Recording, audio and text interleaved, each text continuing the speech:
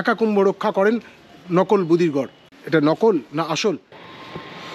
Good morning from Bundi.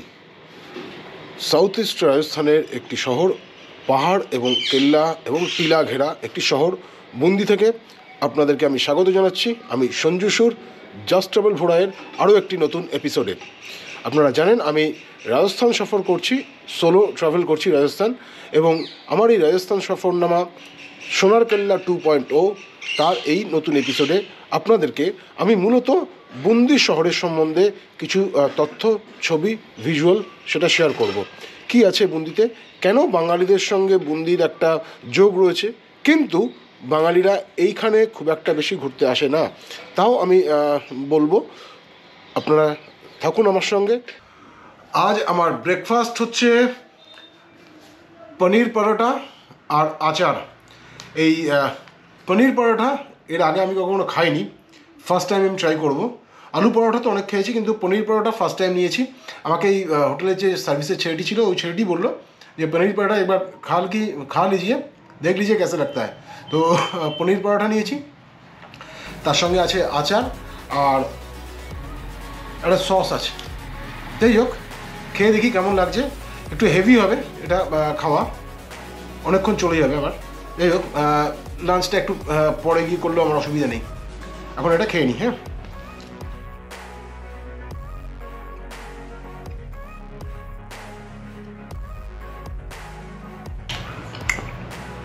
পনিরের সাথে আর কিছু মেশানো রয়েছে।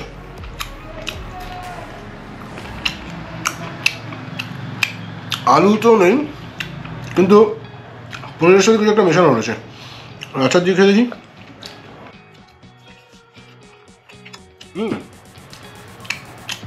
মিক্সারটা দিয়ে বেশ ব্যাপক লাগছে।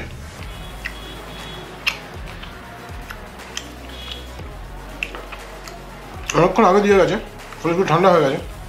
আমার স্নান করবার জন্য একটু দেরি হয়ে গেল।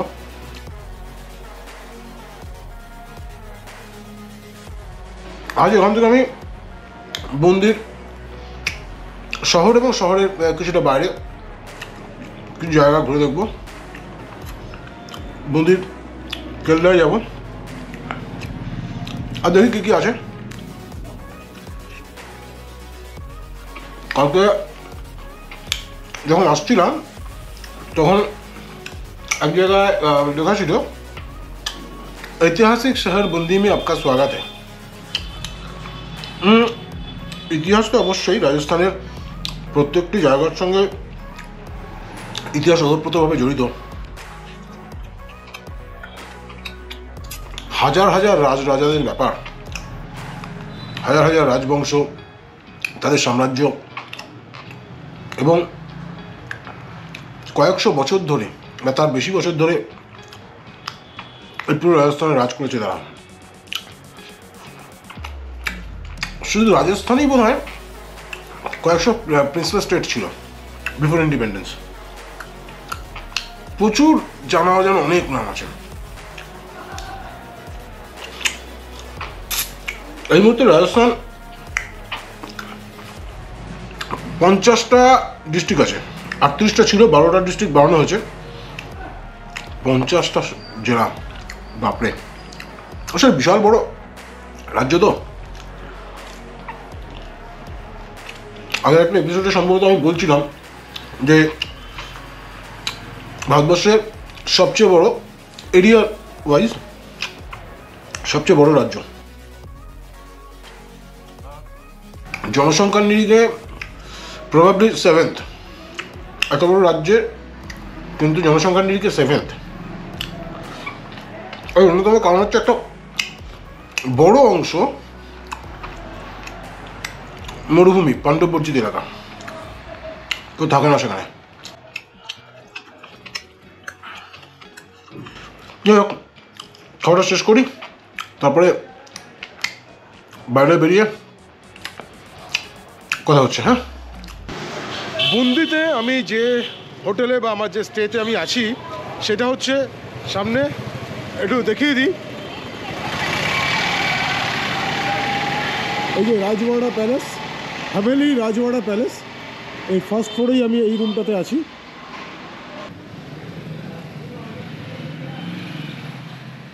এই হচ্ছে 203 নম্বর রুম।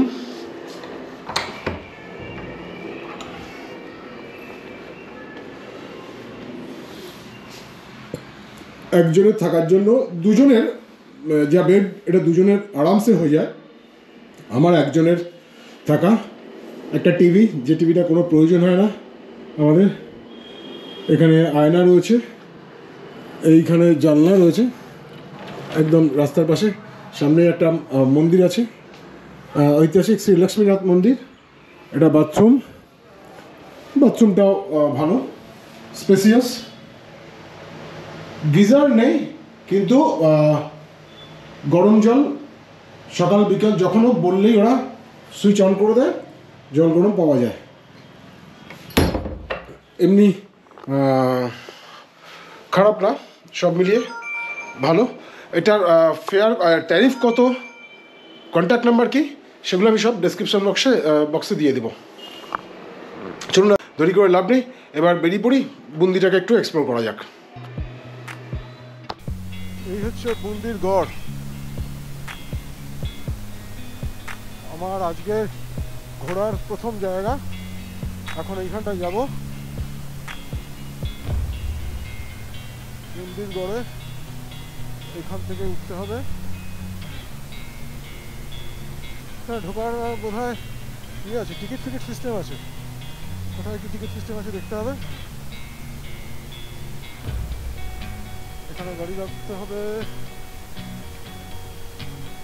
গাড়ি রাখার জায়গা কোথায় কি আছে। জল স্পর্শ করব না আর চিতর রানার পণ, মাটির পরে বুধির কেল্লা থাকবে যতক্ষণ। ভূমির পরে জানুপাতি তুলে ধনুস্বর, একা কুম্ভ রক্ষা করে নকল বুধির গড়।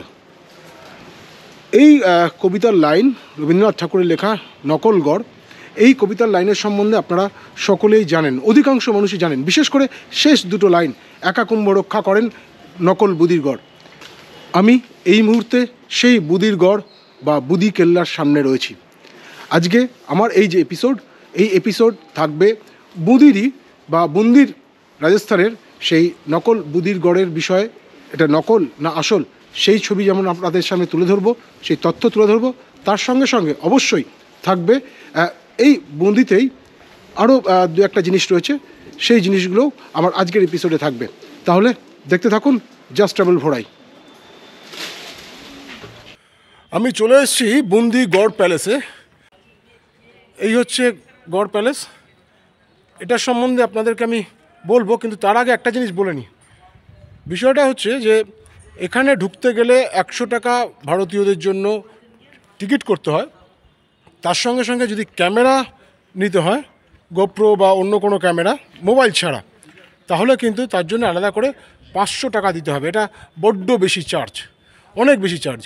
এত টাকা, 500 টাকা একটা ক্যামেরা শুধু ব্যবহার করার জন্য। ড্রোন তো নেই, ড্রোন ছাড়া ড্রোনের জন্য আলাদা করে পারমিশন করাতে হয়। ফলে এটা বড্ড বেশি চার্জ। সরকারের উচিত ভেবে দেখা এই বিষয়টা নিয়ে। কারণ মানুষ আসে শুধুই যে মোবাইলে ছবি তুলে ইয়ে করবে, তা তো নাও হতে পারে। স্মৃতি রাখবার জন্য অনেকে, কেউ ভিডিওগ্রাফি করে, কেউ স্টিল ছবি করে। সেই স্টিল ছবি তুলতে গেলে এত টাকা, এক্সেসিভ চার্জ। যাই হোক, চলুন আমি ঘুরে দেখি। আর এই বুন্দির গড় প্যালেসে কী কী আছে না আছে সেগুলো সব আপনাদের সামনে তুলে ধরবো। যতটা পারবো মোবাইলেই করতে হবে, কারণ আমার যে গোপ্রো ক্যামেরা, সেটাকে আমি রাখতে হয়েছে আমার যে কাউন্টার থেকে টিকিট করলাম, সেই টিকিট কাউন্টারে।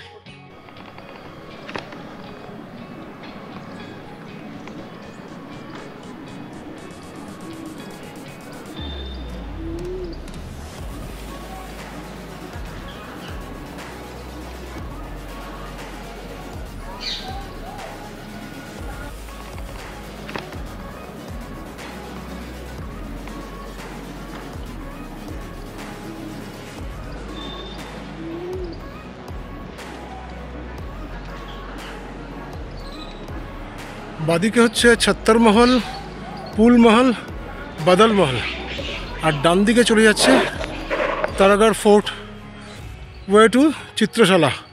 আচ্ছা, চিত্রশালা এবং তারাগড় ফোর্ট সেটা ডান দিকেরই রাস্তাটা যাচ্ছে।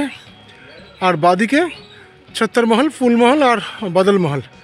আগে ওদিকটা ঘুরে আসি, বাদল মহলের দিকে আগে ঘুরে আসি।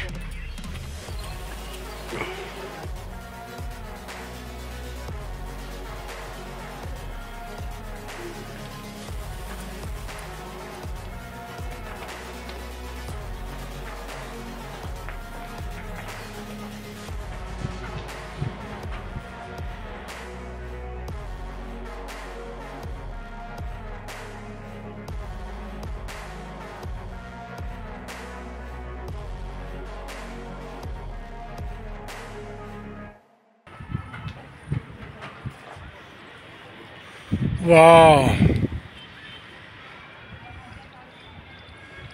चित्रशाला बूंदी पैलेस।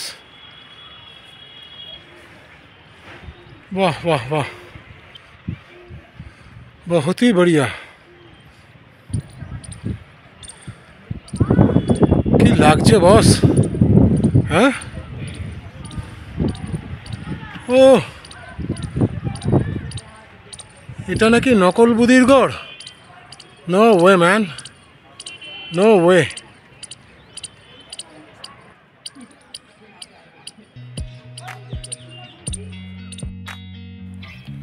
এখানেও একটা স্টেপওয়েল মতো আছে। হ্যাঁ,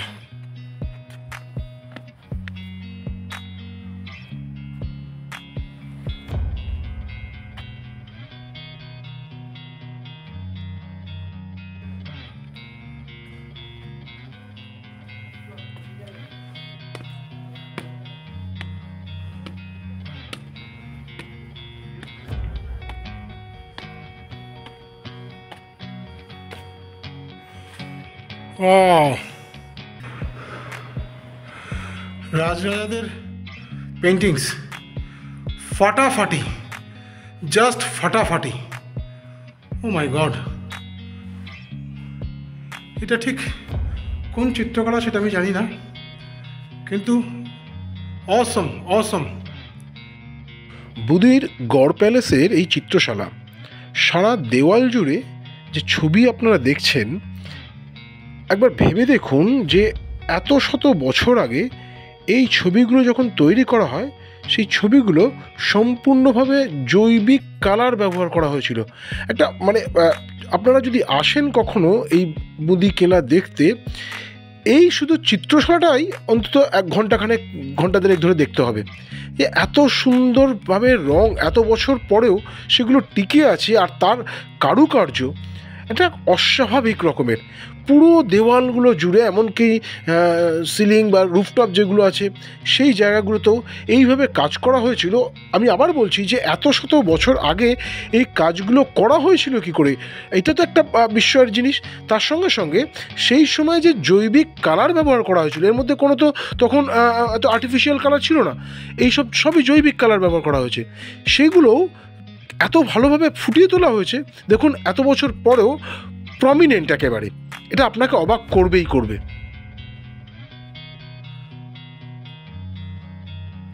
850-900 বছর আগে তৈরি এই গড় প্যালেস, বুঁদির গড় প্যালেস।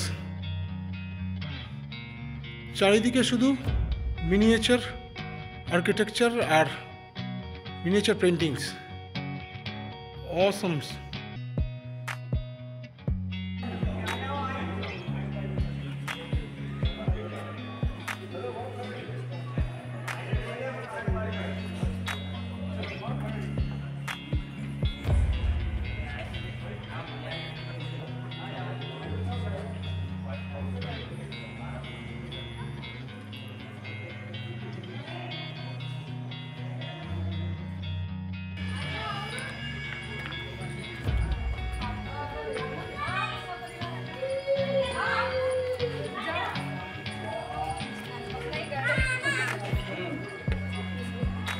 चलो इधर आओ, आगे खड़े।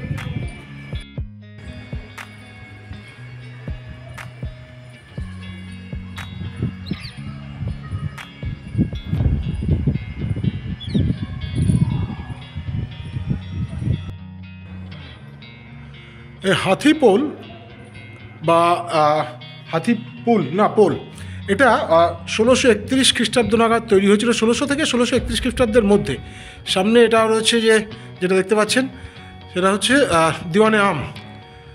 রাজা রাও রতন সিংজি এই জিনিসটা তৈরি করেছিলেন, এই মহলটা তৈরি করেছিলেন। এটাও কিন্তু ওই গড় প্যালেস বলা হচ্ছে। সেই গড় প্যালেসে প্রচুর ট্যুরিস্ট এখানে আসে, তবে সব ট্যুরিস্টই স্থানীয় ট্যুরিস্ট। ছত্তর মহল, ফুল মহল, বদল মহল এইগুলো রয়েছে এখানে। ডান দিকে বদল মহল, ফুল মহল, এক্সিট এদিকে। আচ্ছা, আমি একটু এদিক দিয়ে ঘুরে আসি, দেখি তো। এটা কিন্তু রাত্রিবেলা ব্যাপক লাগে, লাইট যখন জ্বালিয়ে দেওয়া হয় দূর থেকে খুব সুন্দর লাগে। আমি এখানে আসবার সময় যে ছবিটা দেখছিলাম সেটা হচ্ছে এইটাই। গড় প্যালেসের ভেতরেই যে কোর্টইয়ার্ড রয়েছে তার মধ্যে এই যেটা দেখছেন এটা হচ্ছে ঝুলা চক। ঝুলা চক বলতে যেটা বুঝলাম আর কি কথা বলে, যে তখনকার দিনে রানীরা বা দাসীবাদীরা যারা ছিলেন হয়তো বাইরে বেরোতে পারতেন না, এই যে জায়গাগুলো আছে এর মধ্যেই তাদের যা রিক্রিয়েশনের ব্যবস্থা আর কি। তো সেটা এই যেটা দেখা যাচ্ছে অনেকটা ঝুলনার মতো, এখানে তো সেই সময় সম্ভবত একটা ওই দোলনা টাইপের কিছু একটা ছিল। এখন যদিও সেটা নেই, কিন্তু এর কনস্ট্রাকশনটা দেখে বোঝা যাচ্ছে যে এটা একটা দোলনা টাইপের কিছু ছিল। 1193 খ্রিস্টাব্দে যখন পৃথ্বীরাজ চৌহান মোহাম্মদ ঘুরির কাছে পরাস্ত হন, তখন শোনা যায় যে সেই চৌহান বংশের অনেকে চম্বল এলাকার এই বুন্দিতে চলে আসেন বা পালিয়ে আসেন, এবং সেই সময় এখানে রাজত্ব করত মূলত মিনা এবং ভিল ট্রাইবস কমিউনিটি। প্রায় 1200 শতকে রাজা হরাদেব সিং বা দেব হরা সিং তিনি এই মিনাদের থেকে এই জায়গা সম্পূর্ণ দখল নিয়ে নেন। এই বুন্দি জায়গাটা হচ্ছে চম্বলের মধ্যে বা আরাবল্লী পর্বতশ্রেণীর মধ্যে পড়ছে। এর নামকরণের পিছনে একটা ব্যাপার রয়েছে। অনেকে বলেন বুন্দি নালা বা বন্ধ নালা, যেটা আরাবল্লী পর্বত থেকে অনেকগুলো নালা নেমেছিল একটা সময়, এই বুন্দি এলাকার মধ্যে দিয়ে যেত। তো সেগুলো অনেক বন্ধ হয়ে যাওয়ার কারণে এর নাম বুন্দি বা বন্ধ নালা বা বুন্দি নালা, সেই থেকে বুন্দি হয়েছে। এর আরেকটা মত আছে, সেই মতটা আমি পরে বলছি। তার আগে আরেকটা জিনিস বলি যে এখানে যেসব জিনিস দেখার আছে বুন্দিতে, তার মধ্যে একটা হচ্ছে অবশ্যই বুদির গড়, এবং তার সঙ্গে রানীজি কি বাউড় বা রানীজি কি বাউড়ি বা কুয়ো। আচ্ছা, আরেকটা যেটা নাম আছে সেটা হচ্ছে যে ছোটা কাশি বলা হয় এই এলাকাতে, কারণ এখানে প্রচুর পরিমাণে মন্দির রয়েছে, যার কারণে একে হিন্দু দেবদেবীর মন্দির, যে কারণে একে ছোটা কাশিও বলা হয়।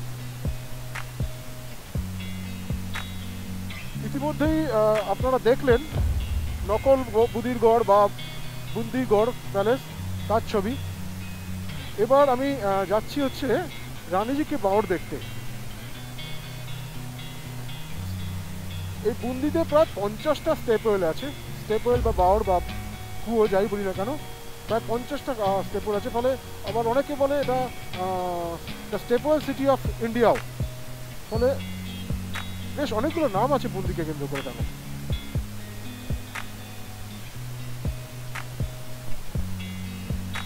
रानी जी की बाउड़ किस तरफ होगा? रानी जी की बाउड़ उधर। अच्छा, रानी जी की बाउड़, रानी जी की बाउड़ यहीं पे। अच्छा, वहीं पे जाना देखने के लिए। रानी जी की बाउड़,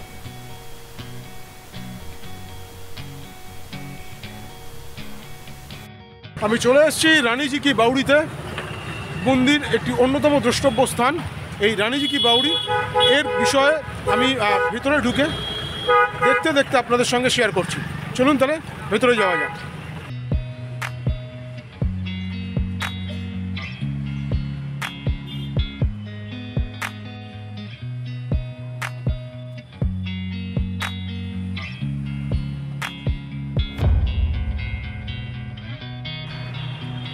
চলে এসেছি একেবারে ভেতরে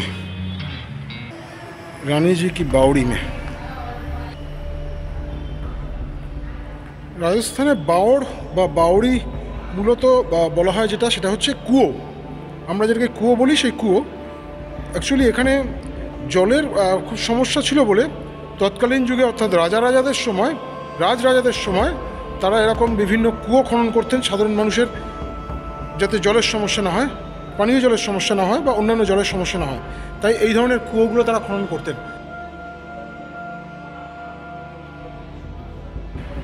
এই যে স্টেপসগুলো রয়েছে, এই স্টেপস বা স্টেয়ার্স, প্রায় 108খানা এরকম সিঁড়ি রয়েছে।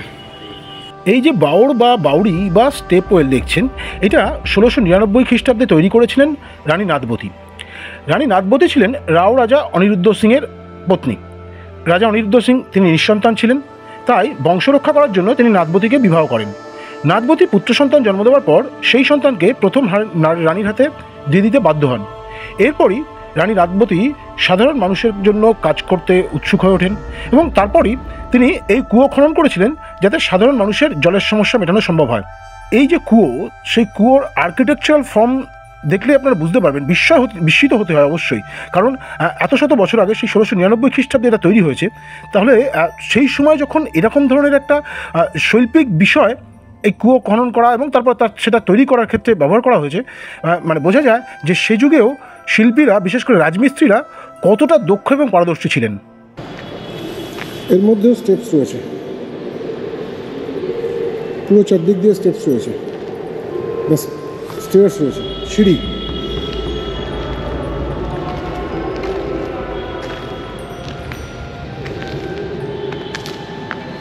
আমি জানি না বোঝা যাচ্ছে কিনা, ওর নিচে এই জায়গাটাতে এইগুলোতে আবার সিঁড়ি আছে, হ্যাঁ, এটা আরও নিচে যাচ্ছে।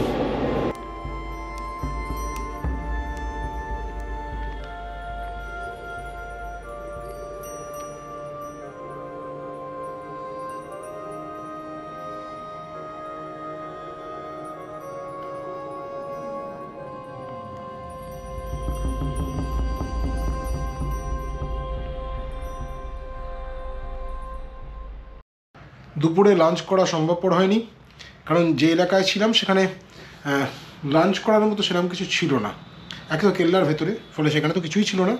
আর তারপরে সেখান থেকে বেরোতে বেরোতে অনেকটা দেরি হয়ে যায়, বাইরে কিছু খাইনি। আর তারপরে আরও একটা জায়গায় চলে গেছিলাম বলে খাবার কিছু হয়নি।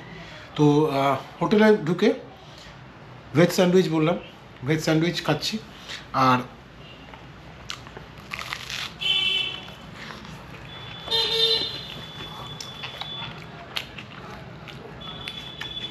আমার আজকে বন্দিতে লাস্ট রাত, কালকে সকালবেলা এখান থেকে বেরিয়ে যাবো। আমি যাব হচ্ছে রৌনকপুর, কালকে এবং পরশু দিন, দুদিন থাকবো রৌনকপুর। কিন্তু বন্দির বিষয়ে একটা জিনিস বলি, এখানে দেখার জিনিস তো অবশ্যই সব কিছু আছে, বেশ ভালো আছে। আপনারা যদি কেউ আসতে চান বন্দিতে, তাহলে এক রাত্রি দুদিনের জন্য বন্দি কিন্তু যথেষ্ট ভালো এবং সাফিসিয়েন্ট। কিন্তু একটা বড় সমস্যা আছে, সেটা কি, প্রত্যেকটি ফোর্টে বা যে ট্যুরিস্ট প্লেসগুলো রয়েছে সেখানে ঢোকার ক্ষেত্রে টাকা তো লাগছে, টিকিট কাটতেই হচ্ছে, সেটা বিষয় নয়। কিন্তু যদি ছবি করতে চান তাহলে মারাত্মক চার্জ। যদি ভিডিওগ্রাফি করতে চান 500 টাকা পার ক্যামেরা। আপনি মোবাইলে করতে পারেন, কিছু কিছু জায়গায় মোবাইলেও ভিডিওগ্রাফি অ্যালাউ না, ধরতে পারলে 500 টাকা কেটে নেবে। আরেকটা বিষয়, আর্কিওলজিক্যাল সার্ভে অফ ইন্ডিয়া থেকে নাকি কার্ড করা হয়, এদের দাবি সেখানে পার ঘন্টা না পার ডে 1500 টাকা, এরকম কিছু একটা ব্যাপার আছে, তাতে ভিডিওগ্রাফি করা যাবে। প্রত্যেকটি ট্যুরিস্ট প্লেসে ঢুকতে গেলে, ভিডিওগ্রাফি করতে গেলে এই টাকাটা দিতে হবে। এটা একটু এক্সেসিভ। আমি যখন বন্দিগড়ে ঢুকলাম, তার সঙ্গে তারগড় ফোর্টেও ঢুকলাম, আমার পার্সোনাল টিকিট লাগলো 100 টাকা। আর আমার গোপ্রো ক্যামেরার জন্য টিকিট আরও 500 টাকা। চিন্তা করা যায়। রানীজি কি বাউরি সেম, ওখানে গোপ্রো তো অ্যালাউ করবে না। কিছু জায়গায় বন্দিগড় প্যালেসে, সেখানে কিছু জায়গায় তো মোবাইলেও ছবি তোলা যাচ্ছে না। আমি বলে করে 2-1টা স্টিল ছবি শুধু তুলতে পারছি না। মানে এত বাড়াবাড়ি করলে মুশকিল। কী হবে মোবাইলে ছবি তুললে বা ক্যামেরাতে ছবি তুললে, কী ক্ষতিটা কী হবে আমি জানি না। হয়তো তেমন কোনো ক্ষতিও আছে, কিন্তু বা যদি ক্ষতির হয়ে থাকে তাহলে টাকাটা নিয়ে কেন নিচ্ছে? তাহলে একেবারেই বন্ধ রাখো, কেউ কোনো ছবি করতে পারবে না। তুমি টাকা দিলে ছবি করতে পারবে, এবং সেই টাকার পরিমাণটা অনেক অনেক বেশি। এটা মোটেই ঠিক না। এরা তো বলছে যে আর্কিওলজিক্যাল সার্ভে অফ ইন্ডিয়া নাকি এই ট্যারিফটা রেখেছে। আমার তা মনে হয় না। বিল যেটা দিচ্ছে সেটা দেখলাম এজেন্সির বিল, সরকারি আধিকারিক কেউ না, তারা সকলেই দেখে মনে হলো এজেন্সির লোক।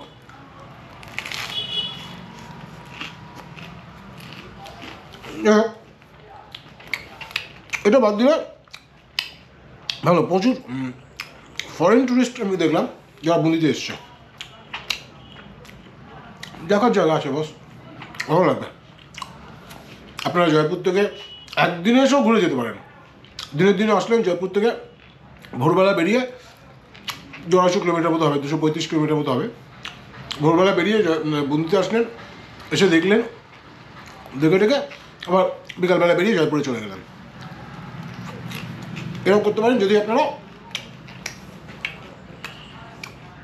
গ্রুপে থাকেন। বাইক নিয়েও তো আসতেই পারেন, নাহলে গাড়ি ভাড়া করেও আসতে পারেন। আমি শুধু একটু বলবো, মাত্র ভিজিট আসতে পারেন, অবশ্যই আসতে পারেন। বিশেষ করে তারাগড় ফোর্ট ভয়ঙ্কর লাগবে।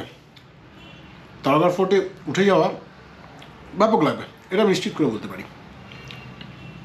খেয়ে নি। আমার রাজস্থান সিরিজ সোনার কেল্লা 2.0 এই সিরিজের বুন্দির এপিসোড, তার প্রথম দিনের ভাগ আমি এখান থেকেই শেষ করছি।